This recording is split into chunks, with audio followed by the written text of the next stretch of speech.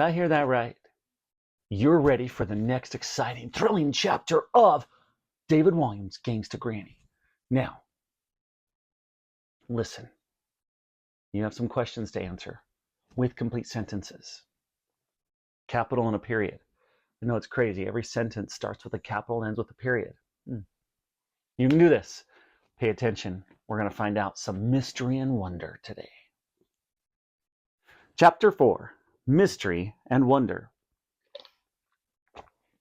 Ben wasn't all that sure that Raj was right about Granny. That night it was the same old story. Granny served up cabbage soup, followed by cabbage pie, and for dessert it was cabbage mousse. She even found some cabbage-flavored after-dinner chocolates. Somewhere, after dinner, Granny and Ben sat down together on the mushy sofa, as they always did. "Scrabble time!" exclaimed Granny.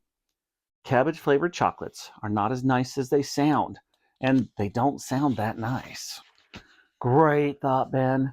Tonight's going to be the million times more boring than last week. Ben detested Scrabble. If he had his way, Ben would build a rocket and blast all the Scrabble boards in the world into outer space. Granny pulled out the dusty old Scrabble box from the sideboard and set up the game on the pouf. Ben sighed. What seemed like decades later was probably just hours. Ben stared at his letters before scanning the board. He had already put down boring, ancient, quack, double word score, pointless, pongy. This had to be checked in the dictionary. Wrinkles, cabbage, cabbage stick, triple word score. Escape, help. I hate this stupid game. Granny had disallowed this one on account of it not being one word. He had an E, an M, an I, a U, and a D. Granny had just put down Murray Mint, double word score.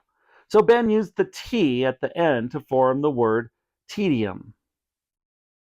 "Well, it's nearly 8 o'clock, young man," announced Granny, looking at her little gold watch. "Time for your Betty Buys, I think." Ben groaned inwardly. Betty Buys. He wasn't a toddler. "But I don't have to go to bed until 9 o'clock at home," he protested. "And not until 10 o'clock, when I haven't got school in the morning." "No, Ben, off to bed, please." The old lady could be quite firm when she wanted to be. "And don't forget to brush your teeth. I'll be up soon to give you your bedtime story, if you like. You always used to love a bedtime story." Later, Ben stood at the sink in the bathroom. It was a cold, damp room with no window. Some of the tiles had fallen off the wall. There was just one sad little frayed towel and a very worn bar of soap that looked like it was a half soap, half mold. Ben hated brushing his teeth, so he pretended to brush his teeth. Pretending to brush your teeth is simple. Don't tell your parents if you do, but if you want to try it for yourself, all you have to do is follow this handy step-by-step guide. First, turn on the cold tap. Second, wet the toothbrush. Third, squeeze a tiny amount of toothpaste onto your finger and place finger in your mouth. Fourth, move a trace of toothpaste around your mouth with your tongue. 5, spit. 6, turn off the tap. See, it's so easy. Nearly as easy as brushing your teeth. Ben looked at himself in the mirror. He was 11 years old, but shorter than he wanted to be, so he stood on his tiptoes for a moment. Ben was aching to be older. Only a few more years, he thought, and he would be taller and hairier and spottier, and his Friday nights would be very different. He wouldn't have to stay at boring old grannies anymore.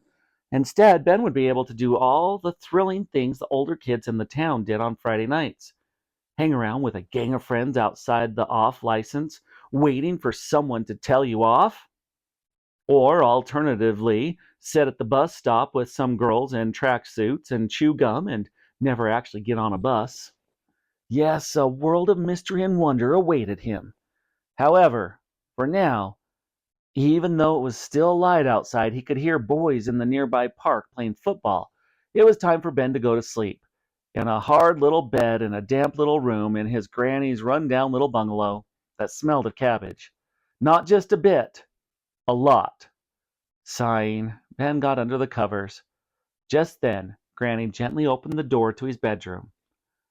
He quietly shut his eyes and pretended to be asleep. She lumbered over to the bed, and Ben could feel her standing over him for a moment. "I was going to tell you that bedtime story," she whispered. The old lady had often told him stories when he was younger about pirates and smugglers and master criminals, but he was far too old for that nonsense now. "What a shame you're already asleep," she said. "Well, I just wanted to say I love you. Good night, little Benny." He hated being called Benny, too. And little? The nightmare continued as Ben sensed his granny bending over to give him a kiss. The prickly old hairs on her chin bristled uncomfortably against his cheek.